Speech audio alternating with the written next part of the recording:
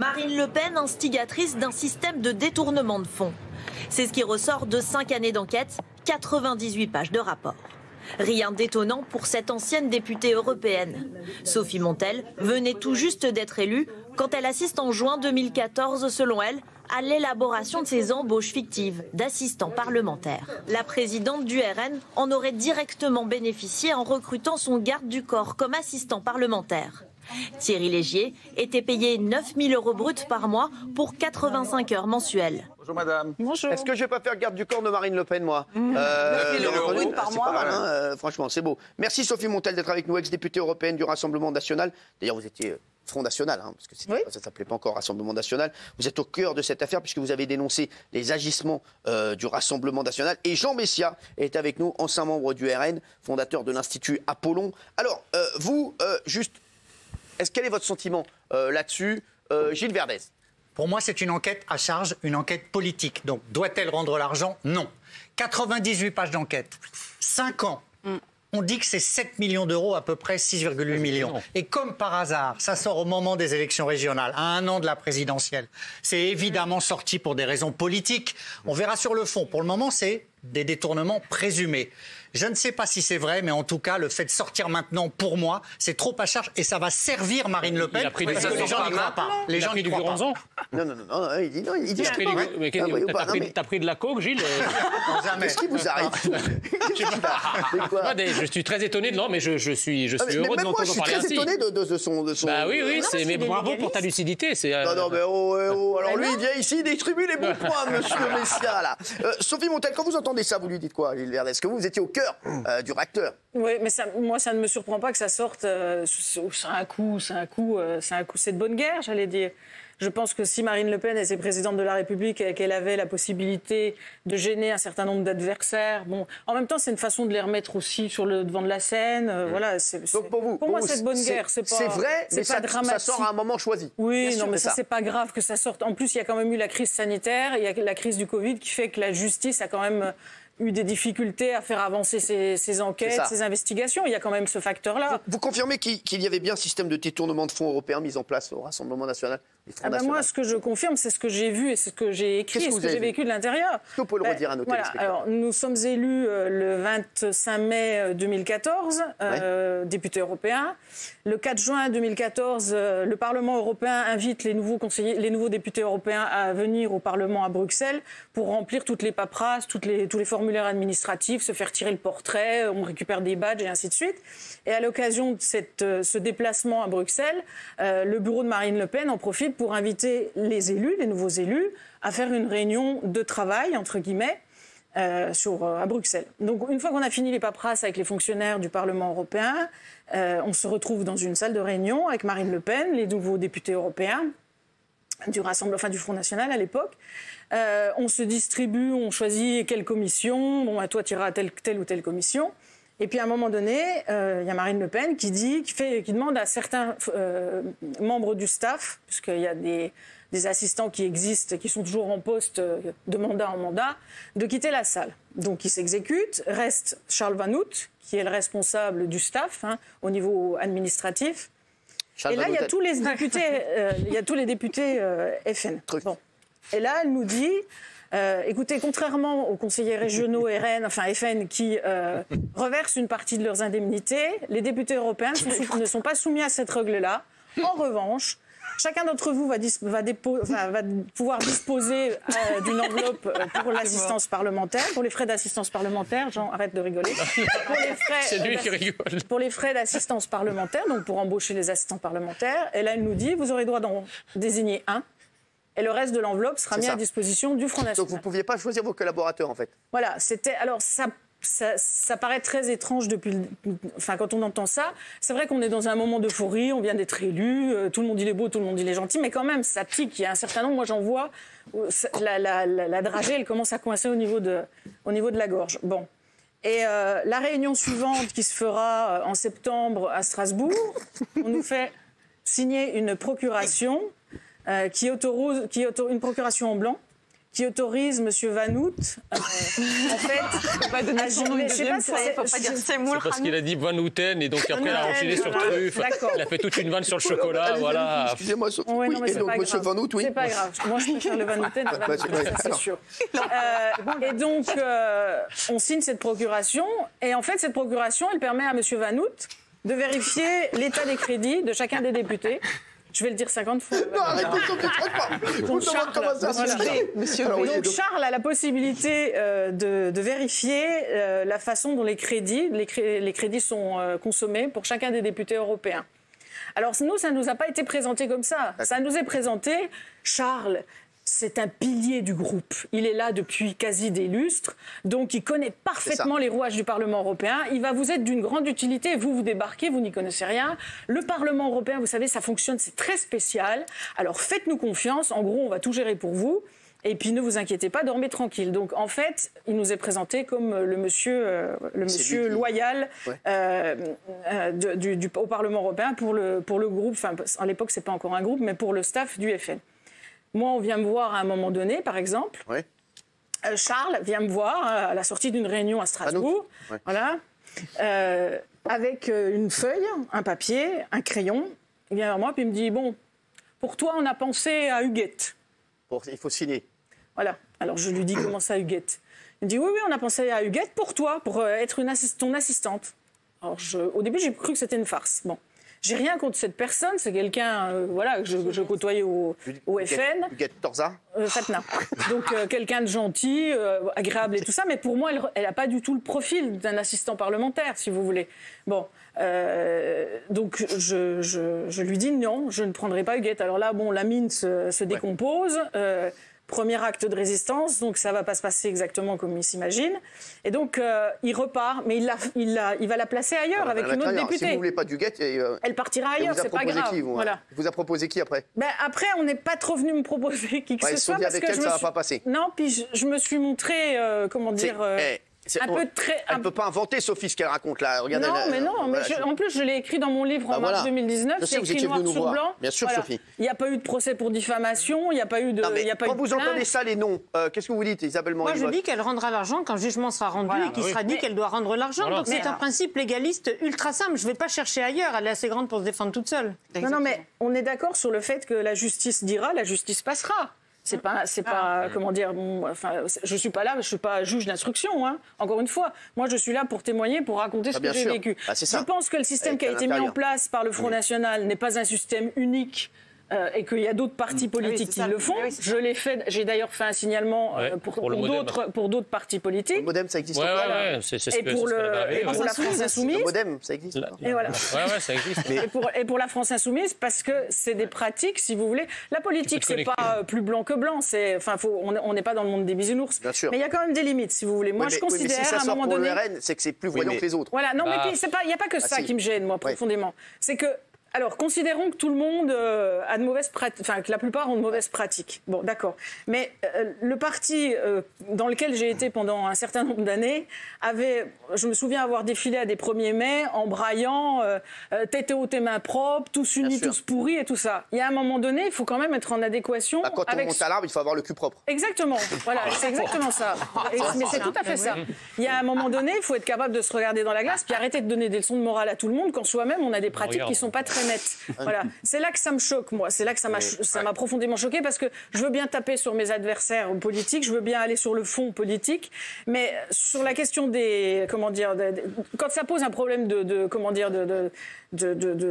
détournement de fonds, des choses comme ça, on peut pas donner des leçons de morale à tout le monde quand soi-même on utilise ces pratiques-là. Je pense que c'est pire que ça. C'est-à-dire qu'en même temps, quand on tape sur une institution, en l'occurrence l'Union européenne, en disant c'est le machin, c'est le truc, il faut en sortir, machin. C'est ça, en plus. Donc il faut effectivement être carré. Vous connaissiez ces pratiques, Guillaume Messia, ou pas? Alors moi, je sais que ces pratiques elles étaient répandues. Enfin, c'est pas, comme disait Sophie Montel il y a un instant, ça ne concerne pas que le Rassemblement national. Le fait qu'effectivement, le Rassemblement national soit monté en épingle. Il y a une composante politique à cette histoire qu'on peut pas nier, si vous voulez. Oui, mais moi, ce que je dénonce, c'est on ne peut pas dire tout le monde magouille, donc moi aussi je vais le faire. Mais c'est le. Non, mais là, il vient de reconnaître que le Front National l'a fait. Bah bien sûr. Non, mais moi j'en sais. Si, vous venez de le reconnaître. Je dis que tous les partis politiques, le MoDem l'a fait, etc. Mais le MoDem, le MoDem, il y a 2 personnes. Mais c'est l'opportunisme. Moi, ce qui me gêne, si vous j'ai voulez, rien contre le MoDem, mais bon, le MoDem aujourd'hui. Non, mais ce qui me gêne, c'est aujourd'hui le MoDem, ils se sont fait bouffer par la République en marche. Il n'y a plus de MoDem. Ce qui me gêne, moi, c'est l'opportunisme politico-judiciaire de cette affaire. Cette affaire a été révélée par le Parlement européen en 2014-2015. Et on vient aujourd'hui, donc après le parquet de Paris a été saisi, je crois, à fin 2016. Voilà, et donc depuis, ça fait donc 4 ans, et on nous ressort aujourd'hui, à quelques mois de l'élection, comme ça s'était passé d'ailleurs en 2017. C'est le jeu. Oui, mais c'est le jeu, mais je veux dire que c'est quand même une affaire, quand on voit l'affaire Fillon, par exemple. Attendez. L'affaire Fillon a été jugée en 2 ans et demi. Mais Jean Messia, ça veut dire que le gars, tu magouilles, on va dire, ouais, c'est vrai, j'ai magouillé, mais bon, t'es relou de le sortir maintenant. C'est pas ce que je dis. Attendez, je dis que par exemple, pour l'affaire Fillon, elle a été jugée en 2 ans et demi pour quelque chose qui est quand même beaucoup moins lourd que l'affaire des assistants parlementaires. Qu'attend-on pour la juger ? Je pense qu'on la maintient, on maintient cette affaire ouverte alors qu'elle aurait pu... Là, ça fait quand même 4 à 5 années que c'est ouvert. On s'en sert comme un pistolet sur la tempe pour la ressortir à chaque fois. Tous les deux, vous êtes assez d'accord sur le fait qu'il y a une malversation. Voilà, c'est sûr. Géraldine. Non, moi, effectivement, je trouve que cette une, en fait, elle est infiniment politique. Parce que de 2 choses l'une, ça montre d'abord que la campagne est lancée. Soit ça fait pchit, soit c'est au contraire, ça prend de l'ampleur, un peu comme l'affaire Fillon. Et à ce moment-là, c'est pour discréditer définitivement Marine Le Pen, qui est la candidate dangereuse pour Macron au 2e tour. Moi, ce qui me gêne malgré tout dans ce sort de pluralisme démocratique, c'est que le MoDem, même si c'est mort et c'est exsangue aujourd'hui, ils l'ont fait. La France Insoumise, ils l'ont fait. Et malgré tout, là, on montre juste... Oui, c'est ça. C'est pas les mêmes de poids de mesure. Je trouve que c'est un peu bizarre. Non, sur ça, je suis d'accord. Si les autres l'ont fait, ils doivent être... Si tu veux, il y a... Attendez, il y a 2... C'est pas les mêmes proportions. C'est pas les mêmes volumes. C'est financièrement 6,8 millions d'euros. Non, mais là, il y a rien. C'est pas les mêmes volumes, forcément, parce que le RN, aujourd'hui, c'est plus important. Je vais vous raconter une petite anecdote qui est arrivée. Quand j'ai déposé... C'est parce que personne ne voulait le faire. Moi, à un moment donné, je me dis, bon, alors, le Parlement européen nous tombe dessus, reproche aux partis politiques de prendre des assistants et d'avoir des gens politisés, entre guillemets. Je vais voir comment les autres députés européens, quel est le profil de leurs assistants. Donc avec un de mes assistants à Bruxelles, on s'amuse, c'était tout con en fait, on a tout googlisé, on a pris la liste des assistants parlementaires de Pierre, Paul et Jacques, on a googlisé, on a vu qu'il y en avait il y avait celui qui était vice-président d'un conseil régional, il y avait celui qui avait des responsabilités dans une campagne interne, dans une primaire, il y avait la nièce, il y avait ainsi de suite. Bon, donc en fait... À partir de ça, on a monté un dossier. Alors personne ne voulait y aller au front. Qu'est-ce que tu vas remuer là voilà. Tais-toi, écrase-toi. Non, j'y vais voilà, pas. c'est ça. Voilà. Donc résultat des courses, j'y vais. Je porte les signalements auprès du procureur concernant la France Insoumise et concernant le MoDem.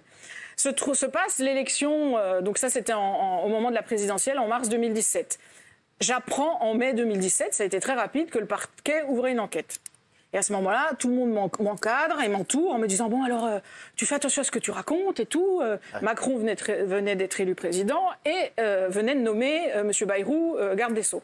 Donc, et à l'époque, vous vous souvenez, il y avait cette histoire de loi sur la moralisation de la vie politique. Bon. Et donc, les chefs de partis politiques sont invités par le garde des Sceaux à discuter. Et moi, je me revois encore, donc j'étais dans mon jardin, il y avait toute la presse nationale qui descendait, BFM, machin, C8, enfin tout le monde était descendu pour venir m'interviewer sur mes fameux signalements et l'ouverture de ces enquêtes.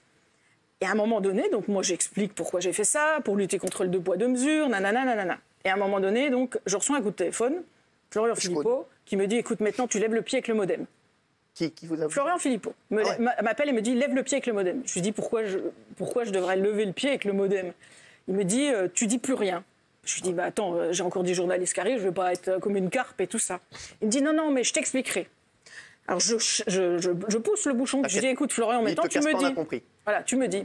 Et il me dit, bon écoute, elle vient de sortir de chez Bayrou, et donc tu lèves le pied.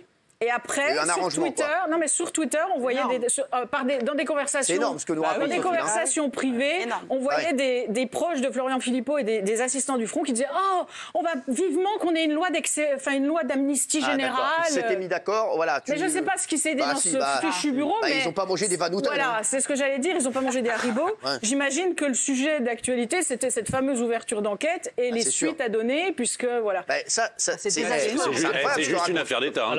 C'est juste une affaire d'État. C'est scandaleux. C'est deal au plus sommet du pouvoir. Écrit dans mon livre en mars 2019. Je pense qu'il a été lu par un certain nombre de politiques. Personne n'a moufté. Bon, c'est encore une fois, c'est des choses. Alors bon, c'est toujours pareil. Pourquoi vous avez quitté le RN ?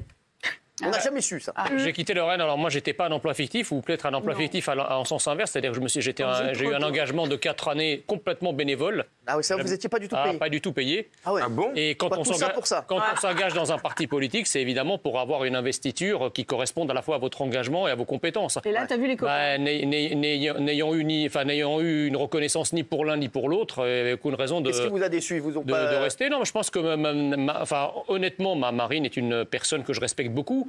Sauf que son entourage, dans son entourage et dans ses conseillers les plus influents, il y a des gens qui ont l'ampleur intellectuelle d'un balai d'essuie-glace. On est d'accord. Mais c'est facile, c'est elle la présidente du mouvement. C'est elle la responsable. Si elle dignette... Vous pensez que ça peut lui faire mal à Marine Le Pen ? Est-ce que ça peut lui coûter l'élection, ça ? Non. Je pense très sincèrement que, voilà, pour l'instant, ils sont hauts dans les sondages. Moi, je suis moins persuadée que ça se concrétisera au niveau des régionales. Je voulais juste revenir sur cette histoire. D'abord, l'enquête du JDD, il n'y a rien de nouveau sous le soleil, en fait, parce que le rapport dont il est fait état dans cette une... D'abord, c'est un rapport de synthèse parce qu'il y a eu un changement de juge et il y a effectivement un résumé de la situation qui est faite pour le nouveau juge. Donc, considérer qu'il y a un truc vraiment énorme, nouveau qui arrive, c'est de la pour moi, c'est de la manipulation. La deuxième chose, c'est qu'il ne faut pas non plus perdre de vue l'idée, je suis bien placé pour le dire parce que je l'ai vécu, l'idée que le RN a quand même le plus grand mal à obtenir des financements. C'est pas un parti comme un autre qui aligne de Alors ils peuvent tricher. J'ai pas dit ça. J'ai dit que lorsque le MoDem, par exemple, fait ça, ou lorsque la France Insoumise fait ça, eh bien, ils n'ont pas de raison. Ils n'ont pas vraiment de raison de le faire. Moi, j'étais candidat aux élections législatives. Je devais ouvrir un compte de campagne. Eh bien, figurez-vous qu'après avoir écumé toutes les banques pour ouvrir mon compte de campagne, aucune banque n'a voulu. Mais il n'y a que les Russes il a fallu que la Banque de France oblige une banque française à m'ouvrir un compte de campagne, ce qui n'était le cas pour personne. Alors, il y a une chose à préciser. Moi, j'ai été candidate à de très nombreuses reprises pour le Front National. Je n'ai jamais eu de difficulté pour ouvrir le moindre compte, ni pour moi, ni pour les candidats qui dépendaient de mon département et tout ça. Vous êtes un mauvais payeur. Attends, ce que je tiens à préciser, c'est qu'au vu d'un certain nombre d'événements qui se sont passés au Front National, notamment un certain nombre de scandales financiers, et notamment l'histoire de l'affaire des assistants parlementaires, effectivement, il y a un certain nombre de banques qui ont changé de comportement. Mais c'est lié à ça. C'est lié à ça. C'est lié à l'affaire des comptes de campagne de 2012, c'est lié à ces affaires-là. J'ai juste une question à vous poser, madame. Combien l'Europe vous donne comme budget mensuel pour payer vos assistants, etc., l'enveloppe globale? C'est énorme, c'est une enveloppe par député et par mois, c'est 23 000 euros. 23 000 euros par mois? Et par député? Je compte pas, ça fait... par député. Oui, je vais remettre ça. Oui, c'est ça. Toujours sur la Toya, Jackson. Oui, c'est par mois. 23 000 euros par mois. Alors, Sophie, j'ai l'impression que vous avez une rancœur contre Marine Le Pen. Alors, j'ai jamais été copine avec Marine Le Pen. Donc moi, quand il y a eu le changement de président, c'était le choix entre Gollnisch et elle. Donc ça a été vite plié, si vous voulez. Je pensais qu'elle allait amener un vent de modernité. Que, voilà, en fait, non. Vous y croyez? Vous pensez qu'elle peut être présidente en 2022, Marine Le Pen? Non. Non, ou alors sur un malentendu, comme ils disent à l'intérieur du front. C'est Bruno Bilde qui se marre. Personne n'y croit vraiment. Non, c'est lui qui se marre et qui nous sort ça à chaque élection. Jean Messia, est-ce que vous pensez qu'elle peut gagner? Je pense qu'elle y croit. Le problème, c'est que comme la situation en France se détériore, et tous les soirs aux 20h, c'est un clip de campagne pour Marine Le Pen. Oui, est-ce que vous ne pensez pas que maintenant, le principal point faible du Rassemblement national, c'est Marine Le Pen? Non, elle peut devenir présidente de la République. Vous seriez content? Je préfère effectivement Marine Le Pen, présidente de la République, que Emmanuel Macron. Oui, mais j'ai l'impression qu'Emmanuel Macron vous kiffe plus que Marine Le Pen. Ah, vous croyez? C'est ce que je sens. Il m'a pas appelé pour l'instant. Bah oui, mais elle vous a pas appelé non plus. C'est vrai. Voilà. Voilà, non mais voilà, on va voir ce que pensent les téléspectateurs. Tiens. Oui à 37%, non à 63%, comme vous l'avez dit. En tout cas, c'est vrai que moi, ce que je retiens de ce débat, et c'est ce que vous avez retenu, c'est que si les autres ont fait la même chose, ils doivent être aussi attaqués. Et c'est vrai que là, c'est vrai que c'est assez bizarre que ça sorte maintenant aussi. Mais c'est peut-être pour ça que ça traîne aussi. C'est curieux.